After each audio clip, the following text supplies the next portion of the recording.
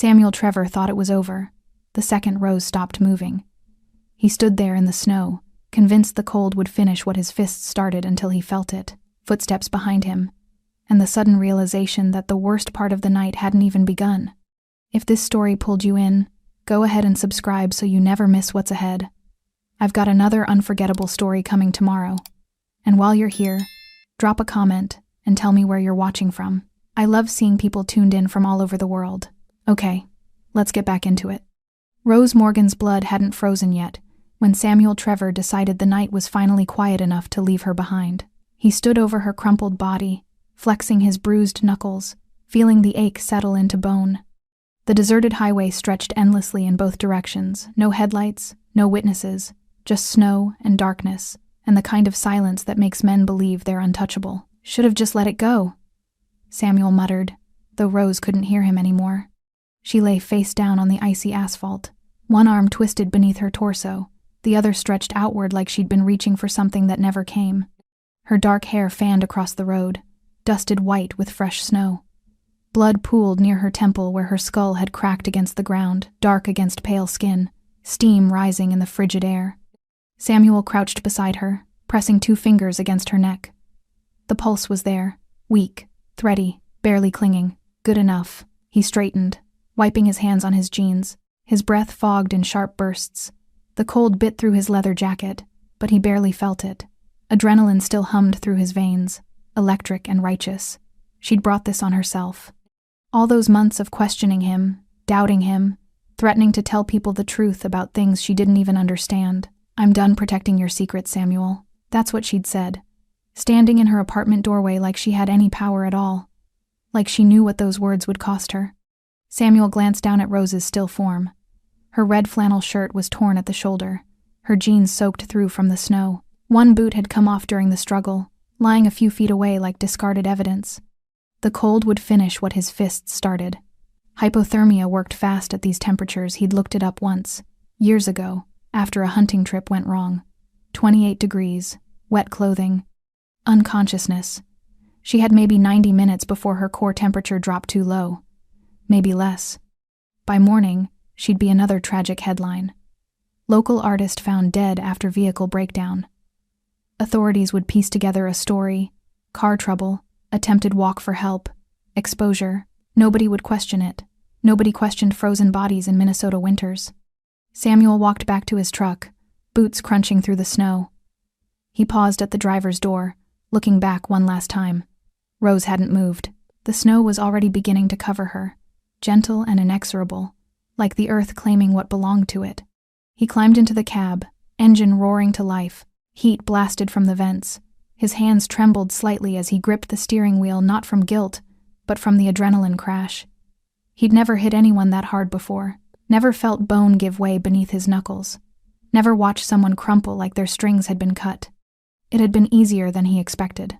The headlights swept across Rose's body one final time as he shifted into drive. For a moment, her face caught the light, eyes closed, lips parted, snow collecting in her dark lashes. Then the truck turned, and she disappeared into the darkness behind him. Samuel pressed the accelerator. Red taillights glowed briefly in the rearview mirror before the swirling snow swallowed everything. The road curved into forest, and within seconds, the scene vanished completely. Gone. Done. Over. He exhaled slowly, feeling his heartbeat settle. His phone buzzed in the cup holder, probably his brother, wondering where he'd disappeared to. Samuel ignored it.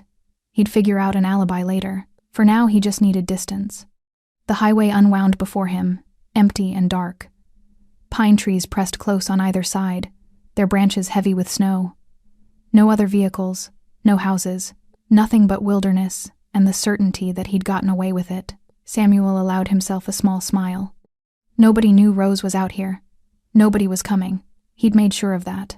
Behind him, Rose Morgan lay motionless on the frozen road. Her phone was shattered 6 feet away, screen dark, useless. The temperature gauge on the nearest gas station read 28 degrees and dropping. In 90 minutes, hypothermia would claim her. In 2 hours, her heart would stop. Snow continued to fall, soft and relentless, covering her body inch by inch.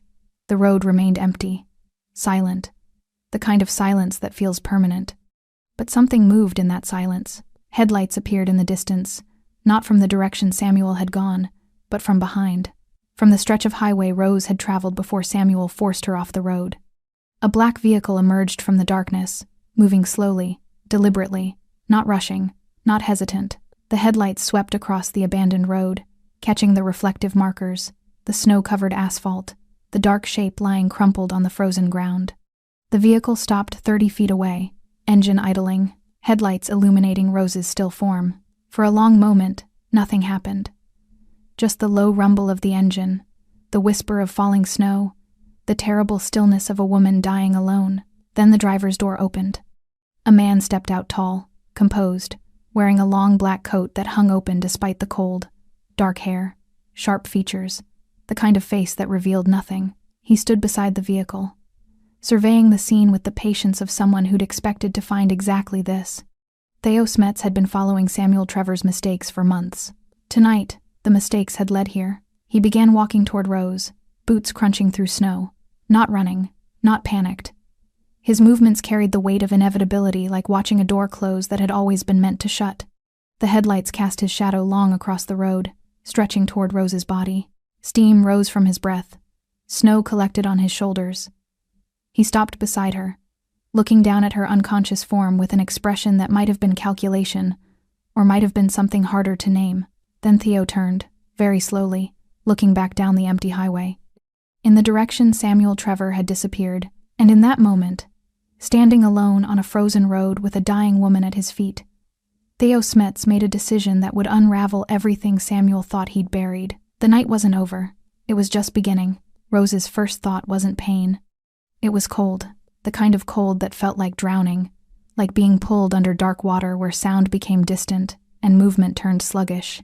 She tried to open her eyes but couldn't remember how. Tried to move, but her body had become something foreign, disconnected, refusing every command. Somewhere far away, she heard breathing. Her own? Someone else's? She couldn't tell. Snow touched her face, soft, persistent, melting against skin that barely registered sensation anymore.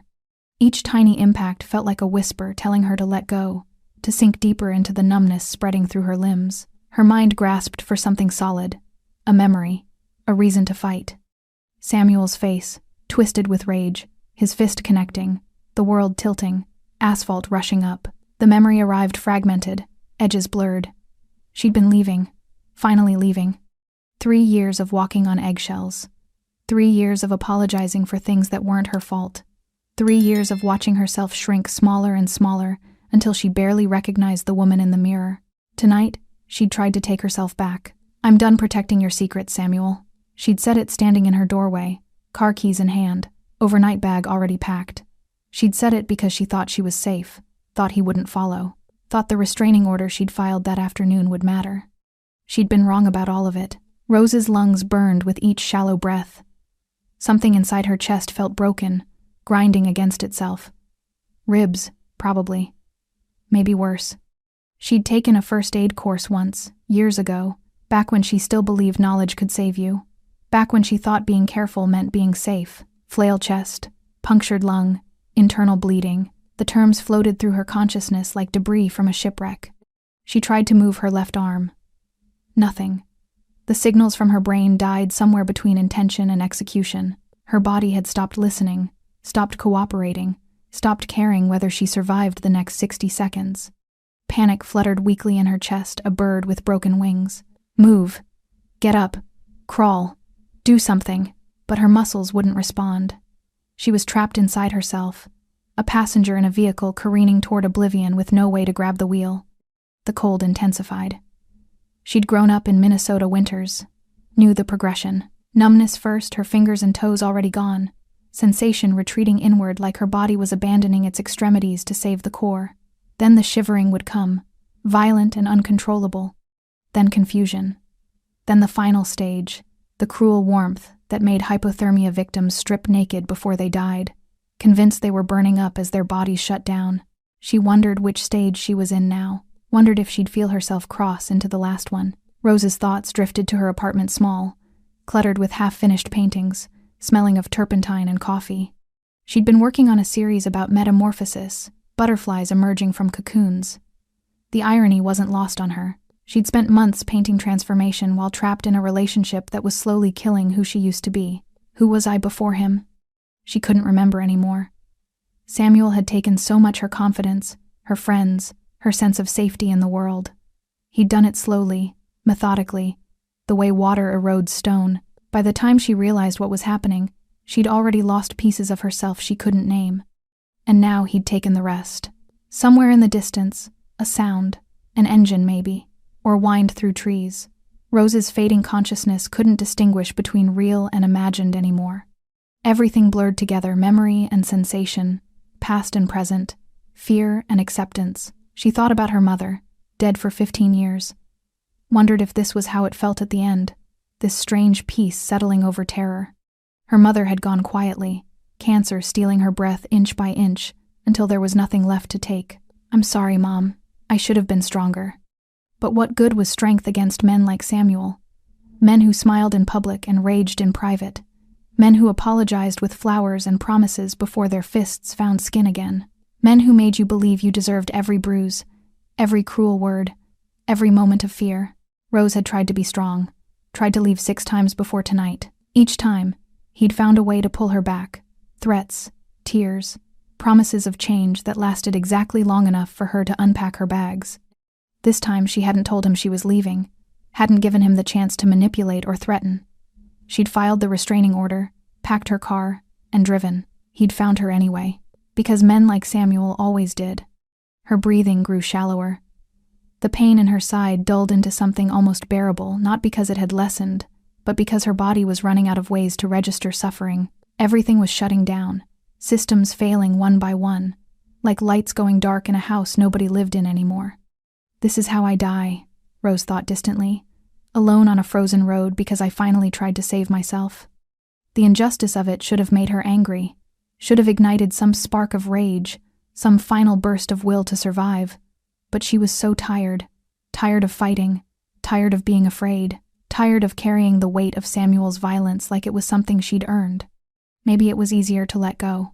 Maybe the cold was a mercy. Snow accumulated on her eyelashes, her hair, the corner of her mouth. Her breath came in barely, their whispers. The road stretched empty and endless, and Rose Morgan felt herself slipping away from it, from everything, into darkness that promised an end to hurting. Then, footsteps, close, real, crunching through snow with deliberate weight, not running, not panicked. Rose's dying consciousness registered the sound but couldn't process its meaning, couldn't separate hope from hallucination. Her brain was shutting down, inventing comfort where none existed. The footsteps stopped. Someone knelt beside her. And in that moment between life and death, Rose Morgan sensed something impossible. She wasn't alone anymore. Theo Smets didn't believe in coincidence. He believed in patterns, in consequences, in the inevitable collision between actions taken and debts owed. He believed that men like Samuel Trevor always left trails sloppy, arrogant trails because they never imagined anyone was watching closely enough to follow. Samuel had been wrong about that. Theo knelt beside Rose Morgan's unconscious body, his coat brushing snow-covered asphalt. Up close, the damage was worse than he'd expected. Her face was swollen on the left side, purple bruising already blooming across her cheekbone.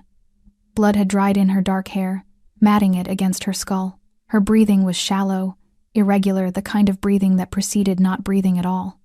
He pressed 2 fingers against her neck. Pulse weak but present. Core temperature dropping fast. Maybe 30 minutes before irreversible damage. Maybe less. Theo's jaw tightened. He'd been tracking Samuel for 3 months, watching, documenting, waiting for the right moment to collect what was owed. Samuel had been stealing from people. Theo protected, skimming money from accounts he thought were invisible, telling lies to dangerous men who didn't forgive being made fools of. Small crimes that added up to significant debt. But this Theo looked down at Rose's broken form. This was different. This wasn't about money or business or the careful mathematics of underworld justice. This was rage. This was personal. This was a man who'd lost control and left a woman to freeze because he was too much of a coward to face what he'd done. Theo stood slowly, surveying the scene with professional detachment. Rose's shattered phone, the single boot lying separate from her body, the tire tracks where Samuel's truck had turned around. The story wrote itself clearly for anyone trained to read violence. Samuel hadn't planned this, The location was wrong, too exposed, too close to the main highway. This was improvisation born of anger, not calculation. Which meant Samuel was panicking, which meant he'd make more mistakes. Good. Theo walked back to his vehicle, boots leaving deep prints in fresh snow. The black sedan idled quietly, headlights still illuminating Rose's body like a stage spotlight. He opened the rear door, retrieved his phone, and made a call. It was answered on the first ring. "I need a medical team," Theo said without preamble. "Discreet. Head trauma, possible internal injuries, severe hypothermia, 20 minutes from my location or she doesn't make it." The voice on the other end asked no questions. Coordinates were given. ETA confirmed. Theo ended the call and made a second one. "Find Samuel Trevor," he said. "Don't approach. Just watch. I want to know everywhere he goes, everyone he talks to, every mistake he makes between now and sunrise." He hung up before waiting for acknowledgement. Theo returned to Rose's side, removed his coat, and laid it carefully over her body. The gesture was practical body heat retention, slowing hypothermia, but something in the way he arranged it, ensuring her face was covered from the falling snow, suggested a consideration that went beyond mere pragmatism. For several moments, he simply stood there, hands in his pockets, watching her labored breathing. Snow collected on his shoulders, his dark hair, the sharp angles of his face. The cold didn't seem to touch him. He stood like a man accustomed to waiting in places others fled from. Rose stirred slightly, not waking, but some deep survival instinct causing her body to shift.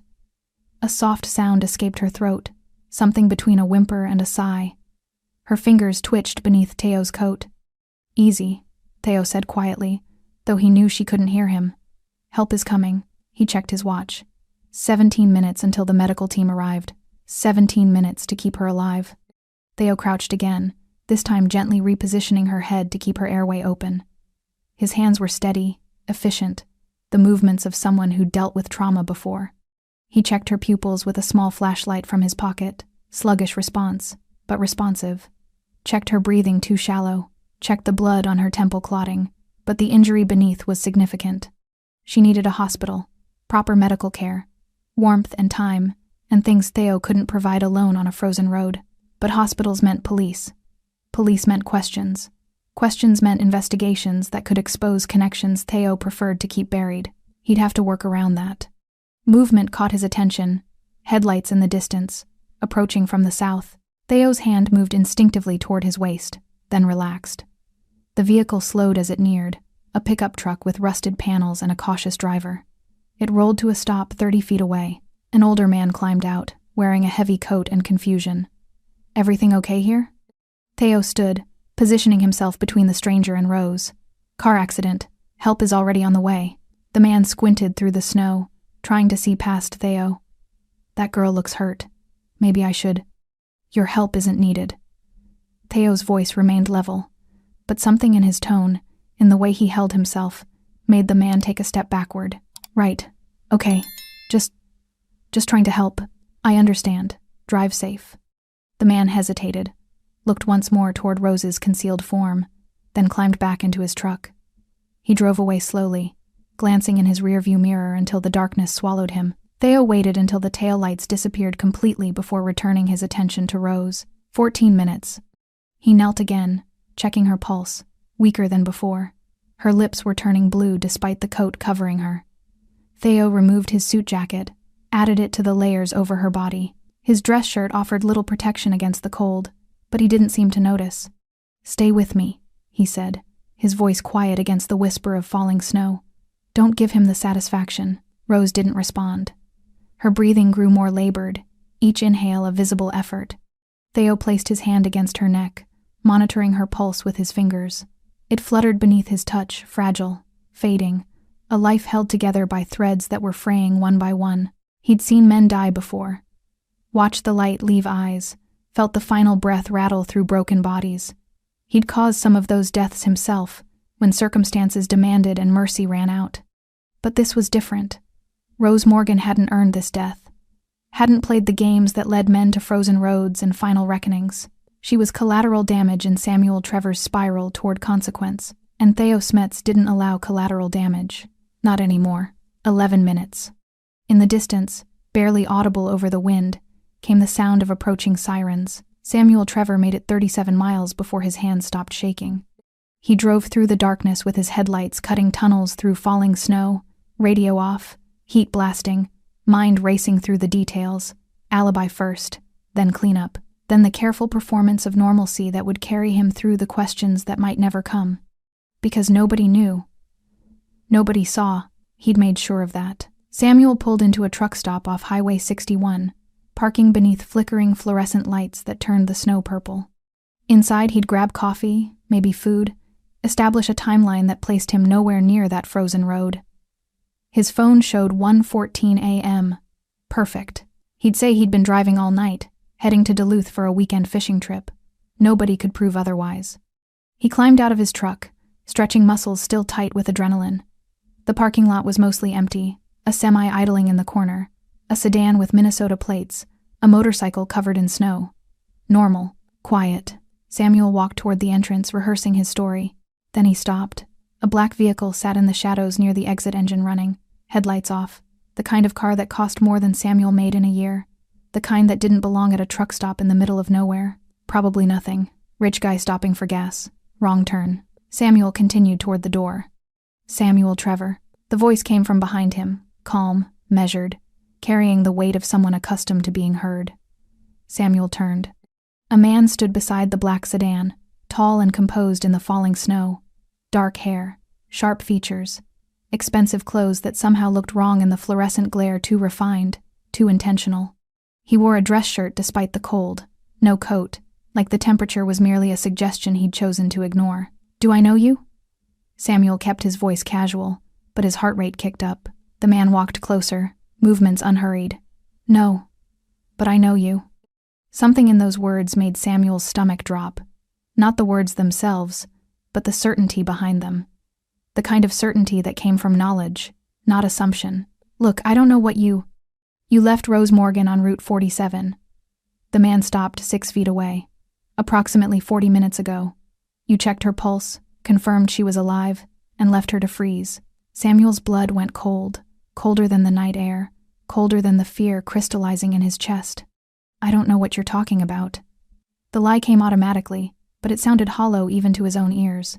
The man tilted his head slightly, studying Samuel the way someone might study an insect pinned to a board. "Your hands are bruised. Your right sleeve has blood on the cuff. You're 20 miles past your apartment, driving in the wrong direction, and your story about Duluth won't hold because you didn't pack fishing gear." Samuel looked down at his hands, knuckles purple and swollen, at his sleeve dark stain he'd somehow missed, evidence he'd been too arrogant or too stupid to notice. "Who the hell are you?" "Theo Smets." The name landed like a punch.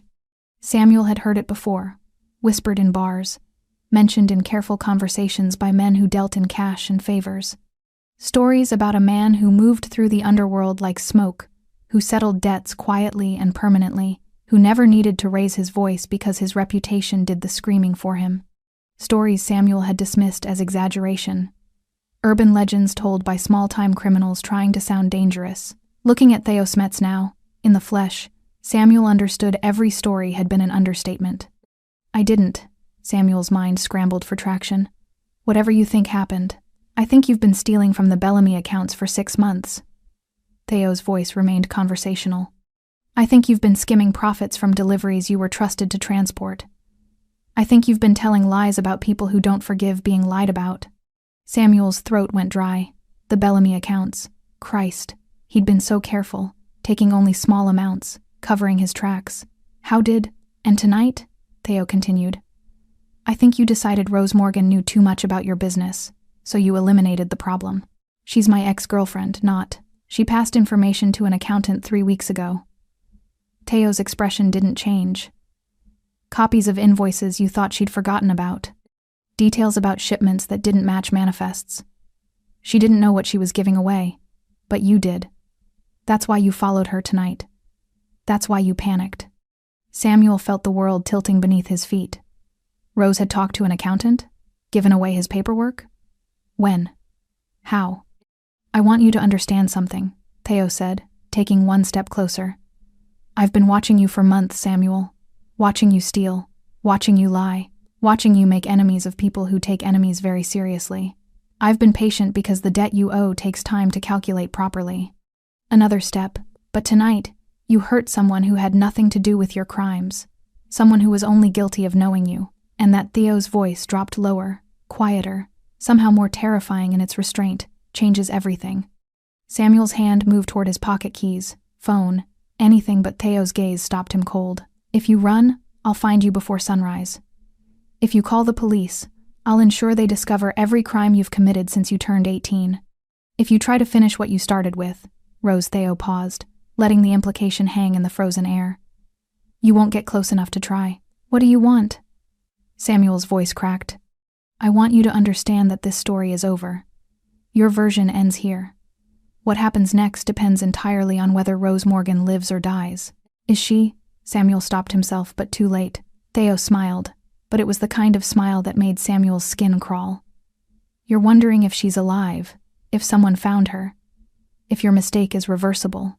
He took one final step, close enough that Samuel could see the absolute coldness in his eyes. She's alive, Samuel, despite everything you did to make sure she wasn't, and now you're going to live with what comes next. Theo turned, walking back toward his vehicle with the same unhurried confidence he'd approached with.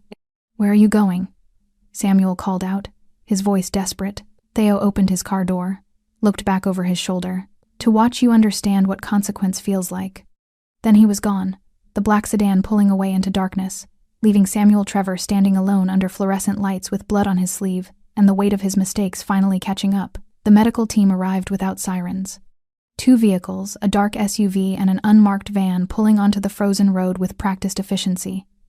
4 people emerged, 2 paramedics, a doctor, and someone Theo recognized as one of Dr. Keller's trauma specialists from the private clinic downtown. No questions asked, no paperwork. No official records that would trigger investigations, exactly as Theo had requested. How long? Dr. Keller knelt beside Rose, already assessing vitals with swift, practiced movements. 43 minutes since I found her, Theo said, pulse weakening, breathing shallow, core temperature critical. Dr. Keller worked quickly, IV line inserted, heated blankets wrapped, oxygen mask secured. Her team moved like choreographed dancers, each person knowing their role without needing direction. Possible skull fracture, multiple rib fractures, internal bleeding likely. Dr. Keller looked up at Theo. She needs surgery. Soon. Can she be moved? She'll die if we don't, Theo nodded. Take her to your facility. Keep her off the grid. No police notifications until I say otherwise. Dr. Keller hesitated. If she doesn't make it, she will. Theo's voice carried absolute certainty, as if he could will it into being. Make sure of it. They loaded Rose into the van with mechanical precision. Theo watched until the vehicles disappeared into the darkness, red tail lights swallowed by falling snow. Then he stood alone on the empty road, studying the scene Samuel had left behind. Blood on asphalt, tire tracks, a single boot, the shattered phone. Evidence of violence, evidence of abandonment, evidence of a man who thought he could erase someone and walk away clean. Theo retrieved the phone, careful not to disturb the screen fragments. Even damaged, it might yield information. Messages, call logs, the digital footprint people never remembered they left behind. His own phone vibrated. He answered, "Talk." Samuel's at the Pine Ridge truck stop off 61. The voice belonged to James, one of Theo's surveillance specialists. He's been standing in the parking lot for 6 minutes. Looks spooked. I know. I just left him. Silence on the other end then. You talked to him? I wanted him to know. Theo walked back to his sedan, phone pressed to his ear. I wanted him to understand this wasn't random, that someone's been watching, that consequence has a name. Risky move, boss. Samuel Trevor is a coward who hits women and steals from people he thinks won't notice. He's not smart enough to be dangerous. Theo climbed into his car. But I need everything on him. Not just the Bellamy accounts. Everything. Who he talks to, who he owes, where his money goes. And I need to know exactly how Rose Morgan became involved. Already working on it. Found something interesting about 3 weeks ago. Rose visited Mueller and Associates downtown. Accounting firm. She was there 90 minutes. Theo's jaw tightened. Why? Still digging. But Mueller handles the Bellamy portfolio. And they've been flagging irregularities in Samuel's shipment records for months. The pieces started connecting. Rose hadn't been just Samuel's ex-girlfriend. She'd been his liability. The person who could unknowingly expose his crimes simply by answering questions honestly. Find out what she told them, Theo said. Every detail. On it. Also, Samuel's brother called him twice in the last hour. Left voicemails. Want me to pull the audio? Yes. And put eyes on the brother. If Samuel runs to family, I want to know. Theo ended the call and sat in the darkness, engine idling, heat blasting against the cold. His mind worked through scenarios, calculating probabilities, anticipating Samuel's next moves. Samuel would panic. Men like him always did when they realized the walls were closing in. He'd either run stupid but predictable, or he'd try to cover his tracks by eliminating evidence, which meant Rose needed protection even after she woke up. If she woke up, Theo pushed the thought away. Dr. Keller was the best trauma surgeon in the state, discreet and expensive. If anyone could save Rose, it was her. His phone buzzed again. A text from an unknown number. Package delivered. She's in surgery. Will update in 3 hours. Package. As if Rose Morgan were cargo instead of a woman bleeding out because she'd made the mistake of trusting the wrong man. Theo opened his contacts, found a name he hadn't called in months. The line rang 3 times before connecting. Smets. The voice was rough, heavy with sleep. Do you know what time it is? I need everything on Rose Morgan. 28 years old, artist, lives on Riverside. Last known employment at the Copper Gallery downtown. Why? Detective Hayes sounded more awake now, suspicious. Because she's in my protection now, and I need to know who she is beyond what Samuel Trevor tried to destroy. Silence. Then, Trevor, that piece of work who's been running deliveries for the Bellamy operation? The same. What did he do? What men like him always do. Theo's voice was flat. He took his anger out on someone smaller, someone who trusted him, someone who couldn't fight back. Hayes exhaled slowly. Where is she now? Surgery. Off the books. She survives. She'll need protection. He knows she talked to Mueller and Associates. He knows she can connect him to the irregularities in the Bellamy accounts. Christ, she stumbled into the middle of your investigation? She didn't stumble. She was used. Theo watched snow accumulate on his windshield. Samuel thought she was just his ex-girlfriend. Thought she'd keep his secrets because that's what victims do. But she didn't. She talked. And tonight, he tried to erase that mistake. You want me to bring him in? Not yet. I want him scared. I want him making mistakes. I want him to understand that running won't save him, and neither will silence. Smets, Hayes' tone shifted. Cautionary. Whatever you're planning. I'm planning to make sure Rose Morgan wakes up in a world where Samuel Trevor can't touch her again. Everything else is just logistics. Theo ended the call before Hayes could argue. The snow continued falling, covering the blood on the road, erasing the evidence of violence the way time erased everything eventually. But Theo remembered. He catalogued every detail: the position of Rose's body, the defensive wounds on her hands, the boot lying separate like a marker of struggle. Samuel had made this personal when he left her to die. Now Theo would show him what personal really meant. Samuel Trevor sat in his truck for 27 minutes before he found the courage to move. His hands gripped the steering wheel, knuckles white, mind replaying Theo Smets's words on an endless loop. She's alive, despite everything you did to make sure she wasn't. Alive meant witnesses. Alive meant testimony.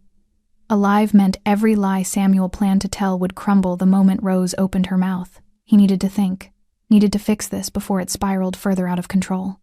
Samuel pulled out his phone, stared at the screen, then put it away. Who could he call? His brother would ask too many questions. His friends were liabilities. The people he worked for, the Bellamy operation, they'd kill him themselves if they knew how badly he'd screwed up. He was alone with his mistakes, and they were multiplying faster than he could contain them. The smart move was to run. Empty his bank accounts, drive south, disappear into a city where nobody knew his name, start over, forget Rose, forget the Bellamy money, forget everything that had led to this frozen parking lot and the realization that he'd gambled his life on a hand he couldn't win. But running meant admitting defeat. Running meant Theo Smets won. Samuel's jaw clenched. He started the engine. Theo stood beside Route 47, exactly where Rose had fallen, waiting. The snow had stopped. The sky was clearing, revealing stars that turned the landscape into something almost beautiful if you could forget the violence that had happened here hours earlier. The blood was covered now, buried under fresh powder. By morning, there would be no visible trace of what Samuel had done, but Theo didn't need visible traces. He checked his watch. 3:47 a. Samuel had left the truck stop 18 minutes ago, driving east. James was tracking him remotely, watching his movements through GPS and traffic cameras, feeding coordinates to Theo in real-time updates. Samuel's heading back toward the city. Speed increasing. He's running. Theo's phone buzzed with the message. He smiled without humor. Not running. Not yet. Samuel was the kind of man who needed to see something, to confirm it with his own eyes, before he believed it was real. He'd come back to the road. He'd check whether Rose's body was still there, whether evidence remained, whether the story he'd tried to write had actually ended. Theo knew men like Samuel, knew their patterns, knew how predictability made them easy to corner. Another text. He's turning onto 47, heading your direction. Perfect. Theo walked back to his sedan, killed the headlights, and positioned the vehicle across the road, not blocking it entirely, but creating an obstacle impossible to ignore. Then he stepped out and waited in the shadows, letting the darkness swallow him. 3 minutes later, headlights appeared in the distance. Samuel's truck approached slowly, cautiously. He slowed further when he saw the sedan, coming to a full stop 50 feet away. The engine idled. Samuel didn't get out. Theo stepped into the road, illuminated by the truck's headlights. Samuel's brake lights flared brighter, fight-or-flight instinct kicking in. Then the driver's door opened. Samuel climbed out, trying to look confident, trying to reclaim some illusion of control. "You following me now?" Samuel called out, voice carrying false bravado. "No, I'm waiting for you." Theo walked closer. "I knew you'd come back. Men like you always do. You need to see the scene. Need to confirm the story ended the way you wanted." Samuel's hands clenched into fists. "I don't know what game you're—" "This isn't a game, Samuel. This is consequence." Theo gestured to the empty road. "You came back to check whether Rose's body was still here, whether anyone found her, whether the cold did what your fists couldn't. You're insane." "I'm precise." Theo stopped 10 feet away. "I chose this location specifically. No traffic at night, no witnesses, no security cameras within 3 miles. The nearest house is 4 miles east. If someone screamed here, nobody would hear them." Samuel took a step backward. "Are you threatening me?" "I'm explaining context." Theo's voice remained level, conversational. "You thought this road was empty by coincidence. It wasn't. I've been directing your movements for weeks, Samuel. The jobs you took, the routes you drove, the people you trusted, all of it calculated to bring you here, to this moment, where you finally understand how thoroughly you've been outmaneuvered." The color drained from Samuel's face. "That's not possible." "The delivery to Cloquet 2 weeks ago? I arranged it. The late-night pickup last Thursday? Mine. The accountant Rose visited?" Theo smiled coldly. "I sent her there. Gave her just enough information to ask the right questions without understanding why." Samuel staggered slightly, as if the ground beneath him had shifted. "You used her. I protected her. There's a difference." Theo's expression hardened. "You were stealing from people who don't forgive theft. I needed proof. Rose provided it without knowing. She was safe until you made her a target. I didn't. You beat her unconscious and left her to die." Theo's voice cut through the night like a blade. "Don't insult us both by pretending otherwise." Samuel's breathing quickened. His eyes darted around the empty road, calculating odds, measuring distances. Theo could see the desperation building the moment when cornered animals stopped thinking and started clawing. "Sit down, Samuel." "What?" "Sit down." Theo pointed to the ground.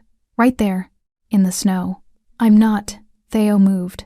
Not running, not rushing, just closing the distance with frightening speed. Samuel tried to react, tried to raise his hands, but Theo's palm struck his chest precise, controlled, and Samuel's legs buckled. He dropped to his knees in the snow, gasping. "I said sit." Theo stood over him. "You're going to stay right there while I explain exactly what happens next." Samuel looked up, fear finally replacing arrogance in his eyes. "Rose is alive," Theo continued. "She's in surgery. If she dies, you die. Not quickly, not mercifully. You die the way you made her suffer slowly, in the cold, knowing nobody's coming to save you. Please. If she lives, you answer for everything. The theft, the violence, the lies. You confess to the Bellamy operation. You return every cent you stole. You disappear from Rose's life so completely she forgets you existed. They'll kill me if I confess." "Yes."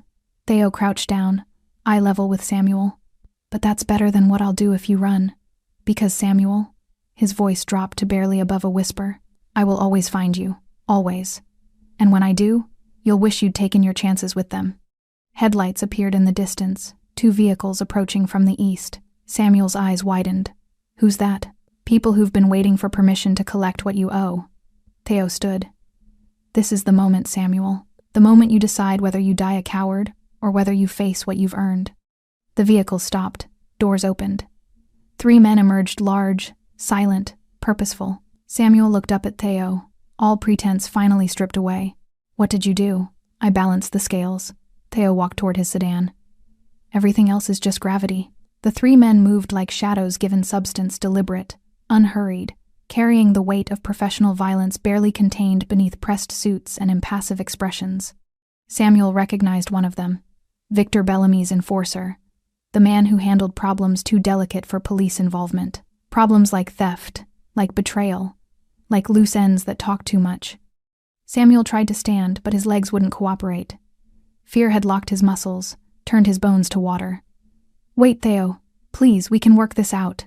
Theo paused at his sedan, hand on the door. He didn't turn around.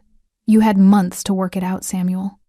Every day you stole, every lie you told, every time you chose cowardice over accountability, those were opportunities. You spent them all. I'll confess. I'll tell them everything. I'll return the money. Yes, you will. Theo finally looked back, his face illuminated by the sedan's interior light. But not because I'm giving you a choice, because it's the only path left that doesn't end with your body feeding the woods before sunrise. The enforcer, a broad man with Slavic features and hands like concrete blocks, stopped in front of Samuel. He didn't speak, didn't need to. His presence said everything words couldn't. Samuel's breath came in ragged gasps. This isn't fair. Fair? For the first time, emotion cracked through Theo's controlled facade. You beat a woman unconscious, left her bleeding in the snow, hoped the cold would erase your mistakes like she was nothing more than an inconvenient witness. And you want to talk about fair? Theo walked back toward Samuel, each step measured, controlled, dangerous. The 3 men parted to let him through. He crouched down again, close enough that Samuel could see the absolute coldness in his eyes, the kind of cold that had nothing to do with temperature and everything to do with the absence of mercy. I've killed men, Samuel. Men who deserved it less than you do. Men who made cleaner mistakes, who showed more courage, who faced their consequences without begging. Theo's voice was barely above a whisper, forcing Samuel to strain to hear. Do you want to know why you're still breathing? Samuel nodded frantically. Because Rose Morgan is still breathing. Because somewhere in a surgical suite, a doctor is fighting to keep her heart beating, her lungs working, her brain functioning despite everything you did to stop them. Her survival is the only thing standing between you and a shallow grave. Theo stood, brushing snow from his knees. So here's what happens now. You're going to get in that vehicle. He pointed to the black SUV idling behind the 3 men. You're going to drive to the Bellamy warehouse. You're going to confess every theft, every lie, every cut you skimmed from their operations. You're going to return every cent you can access and sign over everything you own to cover the rest. They'll kill me.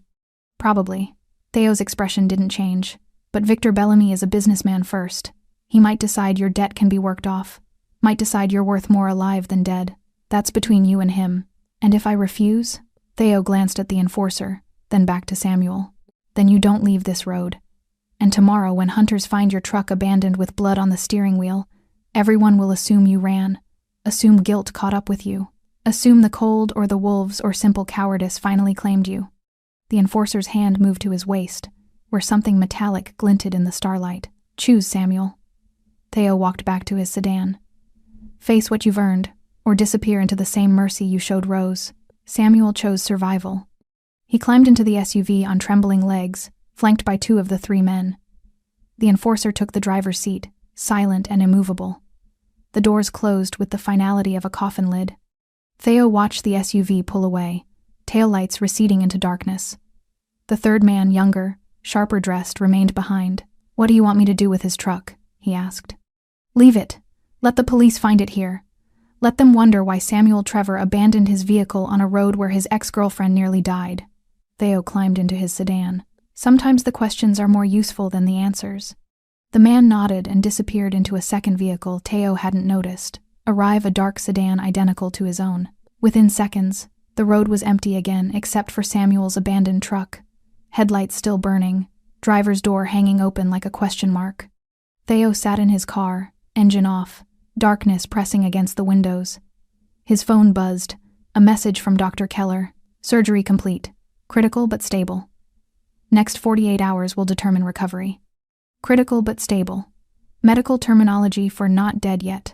Theo closed his eyes, feeling the tension he'd been carrying finally catch up with him. He'd been running on calculated fury for hours, moving pieces across a board only he could see, orchestrating consequences with surgical precision.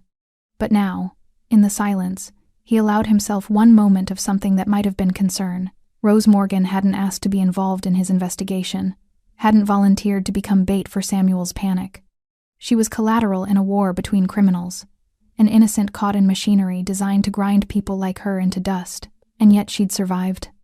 Despite Samuel's fists, despite the cold, despite the odds stacked against her by geography and timing and the simple cruelty of men who thought violence solved problems, she'd survived because Theo had been watching, because he'd anticipated Samuel's breaking point, because he'd positioned himself exactly where consequence needed to arrive.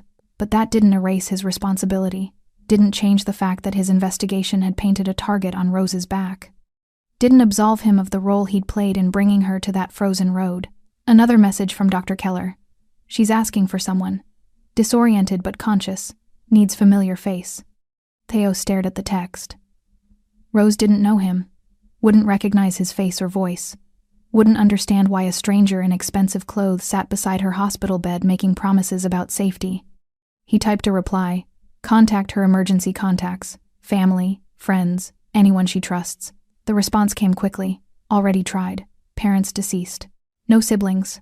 Friends not answering at 4 a.m. You're all she has right now. Theo sat with that information, feeling its weight. Rose Morgan isolated by Samuel's abuse, disconnected from support systems, alone in the world except for the man who'd used her as an unwitting informant. He started his engine. The drive to Dr. Keller's private clinic took 23 minutes. Theo spent them composing explanations that felt inadequate. How do you tell someone they nearly died because you needed evidence? How do you apologize for consequences you'd anticipated but failed to prevent? You don't, Theo realized. You just make sure it never happens again. He pulled into the clinic's underground garage, parked, and walked toward the elevator that would take him to Rose Morgan's room, toward the woman whose survival had saved Samuel Trevor's life, toward the woman Theo had promised to protect. Even if she never understood why, the hallway smelled like antiseptic and something else, copper maybe, or fear. Theo walked past empty rooms with darkened windows, his footsteps echoing against tile floors. Dr. Keller's clinic occupied the 3rd floor of a building that officially housed medical offices and unofficially treated patients who couldn't afford questions. Room 307. Door half open, lights dimmed. Theo paused outside, listening. Steady beeping of monitors. The mechanical whisper of oxygen. Someone breathing shallow, labored, but alive. He pushed the door open. Rose Morgan lay in the hospital bed, looking impossibly small beneath white sheets and medical equipment. Her face was swollen beyond recognition. Purple bruises blooming across her left cheekbone, bandages wrapped around her skull, one eye sealed shut from trauma. An IV drip ran into her arm. Oxygen tubes snaked beneath her nose. Monitors tracked her heartbeat in irregular patterns that made Theo's jaw tighten.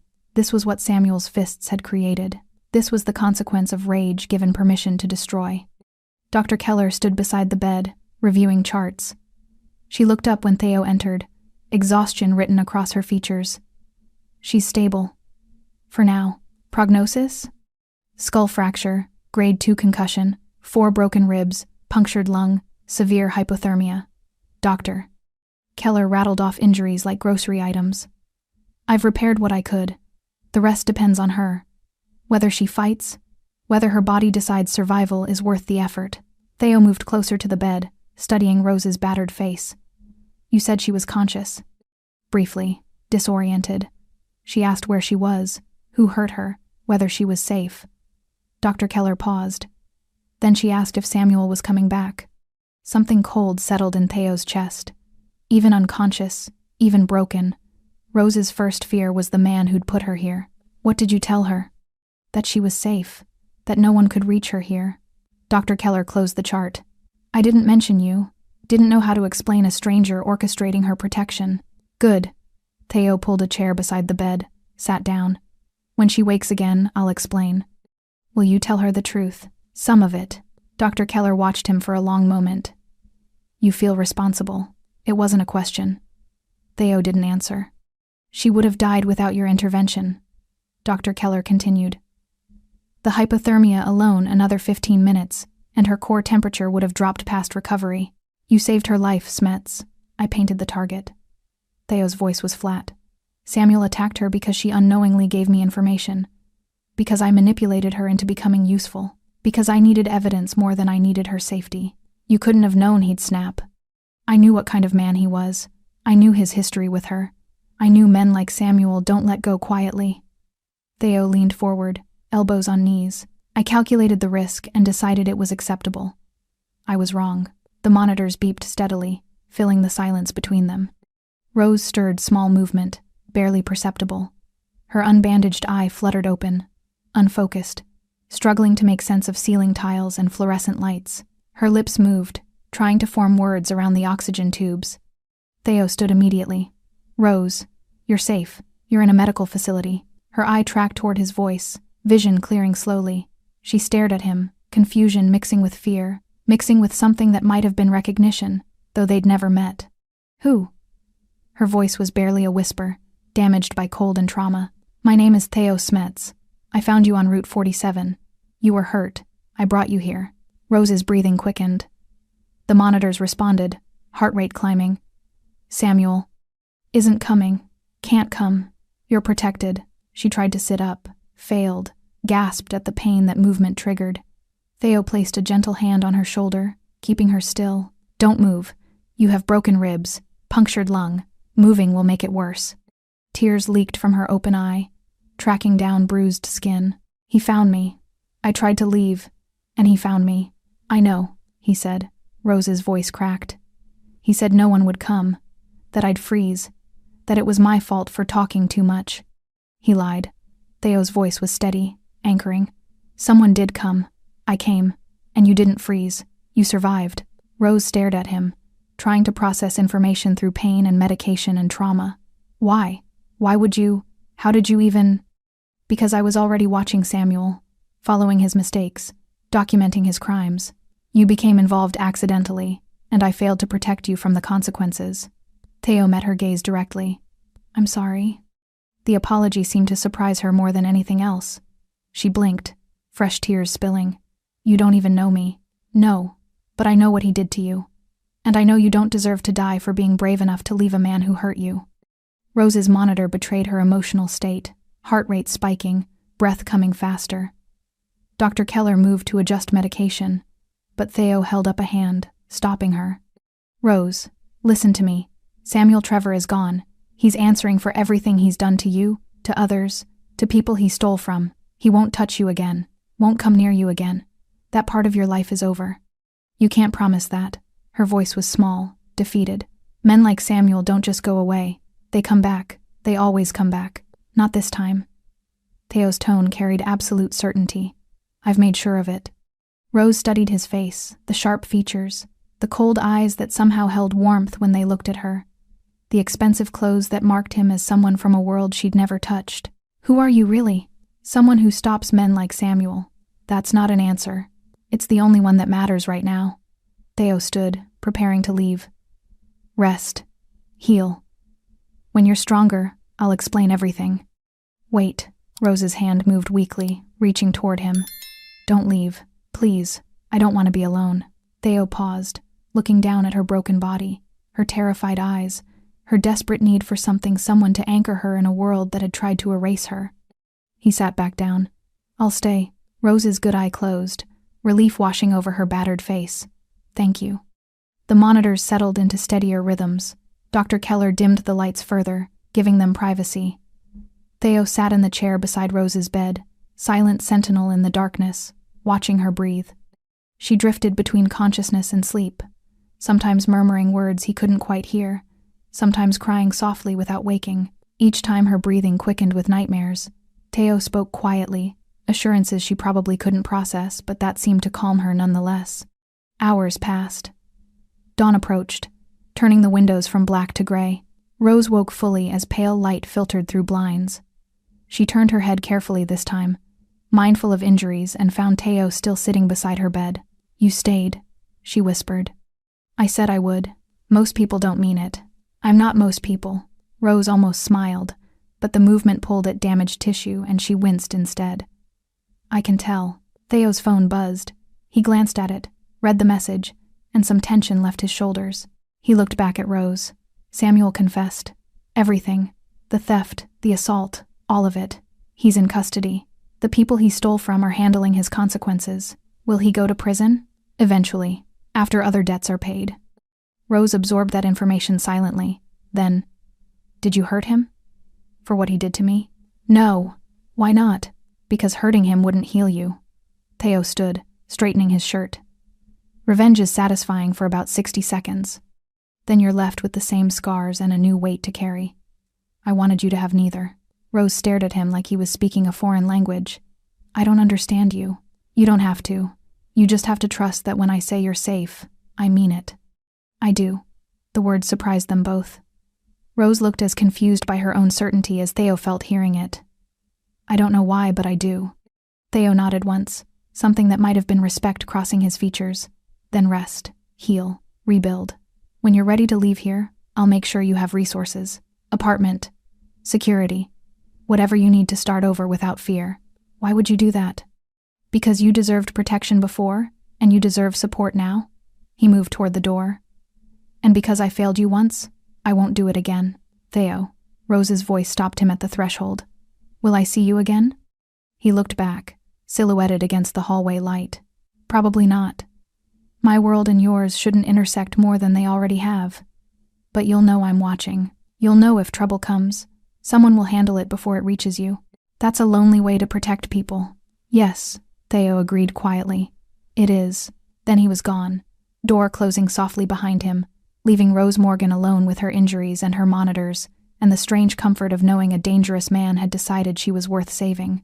Rose spent 8 days in Dr. Keller's clinic before she was strong enough to walk unassisted. 8 days of surgeries and physical therapy, and nightmares that woke her screaming for help that finally came. 8 days of learning to breathe without pain, to move without agony, to exist without constantly checking doors and windows for Samuel's return. He never came. The first morning she could stand without assistance, Rose shuffled to the window and looked out at the city below gray buildings and traffic, and people moving through their lives with the casual certainty of safety. She'd forgotten what that felt like, forgotten what it meant to move through the world without calculating exits and escape routes. Dr. Keller entered carrying fresh bandages. "You're healing faster than expected. The ribs, especially, you must have good genetics. Or stubbornness." Rose turned from the window. "When can I leave?" "Medically? 3 more days. Practically?" Dr. Keller set the bandages down, expression serious. "Do you have somewhere safe to go?" Rose's apartment was still in her name, but the thought of returning there to walls Samuel had touched, to spaces he'd occupied, to memories embedded in every corner made her chest tighten. "I don't know." Mr. Smets arranged accommodations. New apartment, fully furnished, security system installed. "He asked me to give you this when you were ready." Dr. Keller handed her an envelope. Inside, keys, an address on the north side, and a handwritten note on expensive paper. "The lease is in your name, rent paid for 2 years, security monitored 24/7. Your belongings have been moved from your old apartment. Bank account established in your name enough for 6 months' living expenses. Use it to heal. Use it to start over. You owe me nothing. T.S." Rose read it twice, trying to reconcile the generosity with the dangerous man who'd sat beside her bed for hours. This is too much. For him, it's barely a gesture. Dr. Keller began changing Rose's bandages with practiced efficiency. Theo Smets operates in a world where money is leverage and power is currency, but occasionally, very occasionally, he uses both for something that looks suspiciously like kindness. "You've known him long? Long enough to understand he's complicated. Dangerous, yes. Criminal, absolutely. But there's a code buried under all that coldness. Lines he won't cross. People he won't abandon once they're under his protection." Rose winced as Dr. Keller probed tender ribs. "Why me? Why does he care what happens to me? Because you got hurt in his war. Because Samuel made you collateral damage in crimes that had nothing to do with you. Theo doesn't tolerate innocent casualties." "Doctor." Keller finished the bandaging. "Also, I think you remind him that not everyone in his world is broken beyond repair, that some people still deserve saving. I don't feel saved. I feel rearranged. Rose looked down at her healing body, at bruises fading from purple to yellow, at scars that would remain long after pain disappeared. Like someone reached into my life, pulled out all the broken pieces, and put them back together in a different order. Is that better or worse than before? Rose considered. Before meant Samuel. Before meant fear masquerading as love, control disguised as care, violence explained away as passion. Before meant disappearing into someone else's definition of who she should be. Better, she admitted quietly. Definitely better. Day 11. Rose was discharged with prescriptions, physical therapy instructions, and Dr. Keller's personal number in case anything feels wrong. A car waited outside black sedan, driver in a suit who introduced himself as James and said nothing else. He drove her to the North Side address, helped carry the few belongings she'd accumulated during recovery, and handed her the keys. Mr. Smets wanted me to tell you the security system is active. Panic button in every room. Someone monitors it constantly. You need anything at all, there's a number programmed into the phone on your kitchen counter. Rose stood in the doorway of her new apartment, overwhelmed. It was beautiful hardwood floors, large windows, furniture that looked expensive but comfortable. Nothing like the cramped studio she'd shared with Samuel, where every surface held memories of arguments and apologies and the slow erosion of self-worth. This place felt clean, untouched, like possibility made physical. Thank you, she told James. He nodded and left without ceremony. Rose walked through the apartment slowly, cataloging details. Her paintings, the ones she'd thought lost, hung on the walls, professionally framed. Her art supplies arranged in the second bedroom, which had been converted into a studio with perfect northern light. Her books on shelves she didn't own before. Her life, reconstructed by someone who'd paid attention to what mattered. She found the phone James mentioned. One number programmed. She stared at it for a long time before dialing. It rang once. Rose. Theo's voice, immediately recognizable. You moved my paintings. You're an artist. You need your work. You framed them. These frames cost more than I made in 6 months. Art should be presented properly. A pause. Are you settling in? Rose looked around her new apartment, her new life, feeling gratitude and confusion warring inside her chest. Why are you doing this? The apartment, the money, the protection? You don't owe me anything. I owe you everything. Theo's voice was quiet. You nearly died because I used you without permission. Because I needed what you knew more than I protected what you were. That debt doesn't disappear because I wrote a check. So this is guilt? This is accountability. Rose sat down on the unfamiliar couch in her unfamiliar apartment. What happened to Samuel? He confessed. Repaid what he stole. Currently serving the rest of his debt in ways that don't concern you. Is he alive? For now. Whether he stays that way depends on choices he makes going forward. Good. Rose surprised herself with the venom in her voice. Then, softer. Will you visit? Check on me? No. The word landed like a door closing. Rose felt something crack in her chest, not heartbreak, but disappointment. Why not? Because my presence in your life is dangerous. Because people who know me become targets for people who hate me. Because you deserve safety more than you deserve my company. Theo exhaled slowly. You're rebuilding, Rose. Building something new from pieces Samuel tried to destroy. Don't let me become another complicated man who dictates your world. You're nothing like him. I'm exactly like him. I just hide it better. A long pause. Be safe, Rose Morgan. Make art. Build a life. Forget the night you almost died and the man who couldn't save you fast enough. Theo. The line went dead. Rose sat holding the phone, tears streaming down her healing face. Not from sadness, but from the strange ache of being protected by someone who refused to stay. Someone who saved her life and then disappeared because he believed his presence would damage what he'd fought to preserve. She understood it, even hated it a little, but she also knew Theo Smets was right. Her new life couldn't include the man who'd orchestrated its beginning. That would be trading one complicated relationship for another. Swapping Samuel's control for Theo's protection, losing herself again in someone else's definition of safety. Rose stood, wiped her eyes, and walked to the studio. Her easel waited. Clean canvas. Fresh paint. She picked up a brush and began creating something new. 4 months of physical therapy taught Rose that healing wasn't linear. Some days she woke without pain, body moving smoothly. scars barely noticeable. Other days, every breath hurt. Every movement reminded her of the night Samuel's fists rewrote her understanding of vulnerability. The therapist said this was normal, said trauma lived in the body long after wounds closed. Rose learned to live with both versions of herself. She painted through the hard days. Bold colors, aggressive brushstrokes, canvases that screamed what she couldn't say aloud. The studio became her sanctuary, the place where rage and grief and relief could coexist without apology. The Copper Gallery called 6 weeks after her discharge. Her old boss, Maria, voice careful and kind. "Rose, honey, I heard about everything. Are you okay?" Rose almost laughed. Was she okay? She was alive, which was more okay than Samuel intended. "I'm managing. Listen, I have a collector asking about your butterfly series, the Metamorphosis paintings. They want to commission new work, 12 pieces, full creative control, budget that'll keep you comfortable for a year. You interested?" Rose looked at the canvas she'd been working on, a woman emerging from darkness, wings forming from wounds. "Yes. I'm interested." The commission gave her purpose beyond survival. She worked 12-hour days, losing herself in paint and possibility, creating art that documented transformation without romanticizing trauma. Each piece told truth, that change was violent, that growth required destruction, that becoming someone new meant mourning who you used to be. The collector loved them, paid triple her asking price, asked for 20 more. Rose Morgan became, against all odds, successful. The panic attacks started 3 months in, sudden, devastating, triggered by nothing and everything. A man's voice raised in anger, footsteps behind her, the sound of truck engines. Her therapist said this was also normal, said hypervigilance was her nervous system trying to prevent future harm by catastrophizing present safety. Rose learned breathing techniques, grounding exercises.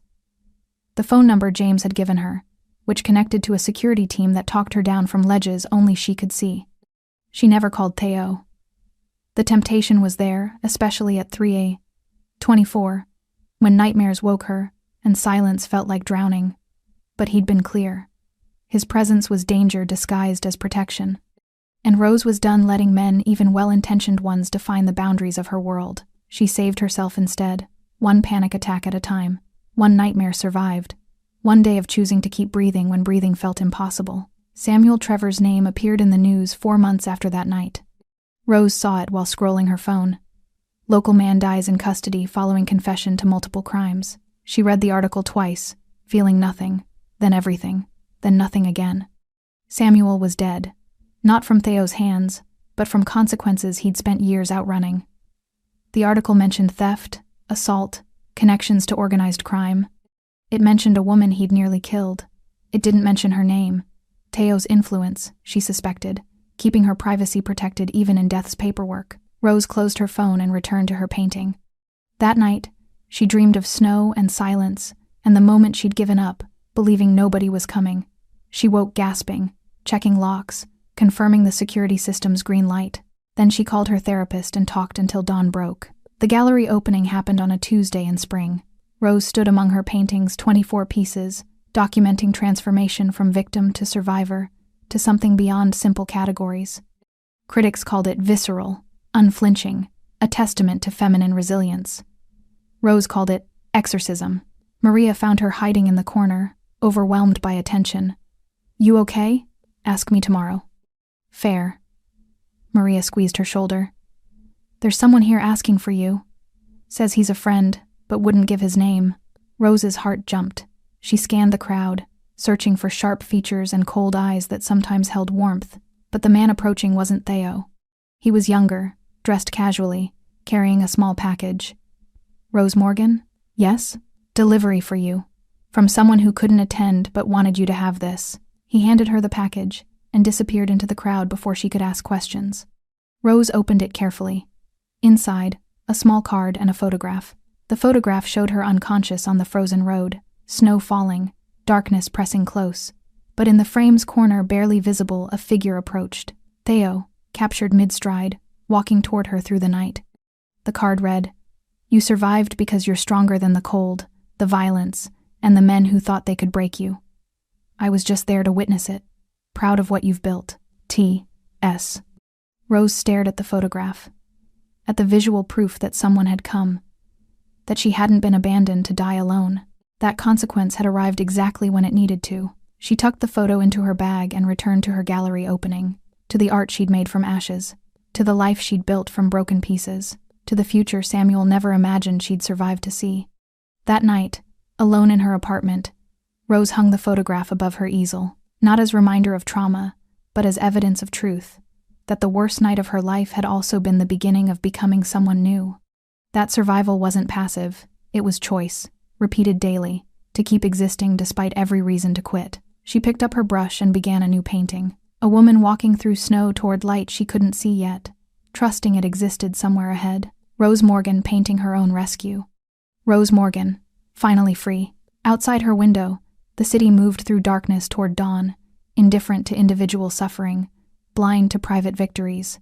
But in that small apartment on the north side, protected by systems she didn't fully understand and funded by a man she'd never see again, Rose Morgan created art that screamed a truth Samuel Trevor had tried to silence. Some people think the past stays buried, others learn it walks quietly behind them, and a few, the survivors, the fighters, the ones who refuse to disappear, they learn to walk faster. Thanks for sticking with this story until the very end. You're the reason these stories feel alive. If you're ready for another powerful journey, just tap the next video on your screen. And before you go, leave a quick comment and rate this story from 1 to 10. I'm excited to read your thoughts and connect with you in the comments.